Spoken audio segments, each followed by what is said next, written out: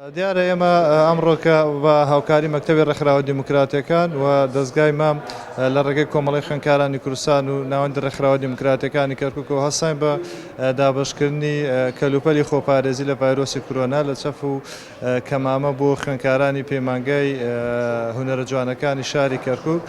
دیارەوە کە هەمووان دەزانن ڤایرۆسی کۆرۆنا بە شێوەیەکی گشتی لە تەواوی ناوچەکەوە هەرێمی کوردستان و کەرکووک و عێراقیش بڵاو بۆتەوە. ئێمەش وەکو کۆمەڵی خوێندکارانی کوردستان بە ئەرکی خۆمانی ئەزانین کە ئەو کەلوپەلە پێداویستیانەی کەوا پێویستن بۆ پارێزگاری خوێندکار لە ڤایرۆسی کۆرۆنا دابینی بکەین و هیواداری تەندروستیەکی سەلامەت بۆ خوێندکاران دەخوازین و هیوایم قۆناغە بەسەر کەوتوی تێپەڕێنین.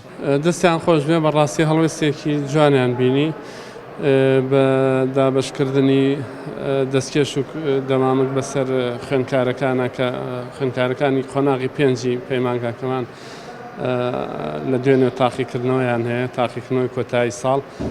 بەڕاستی هەڵوێستێکی جوانە. هەڵبەتە ئێمەش بەپێ ڕێنمایەکانی وەزارەتی پەروەردەی حکوومەتی هەرێمی کوردستان ئەو ڕێنمایانەمان بۆ دابەزیوە کە بێ خوێندکار و قوتابی دەستکێش و دەمامک بەکاربێنێت.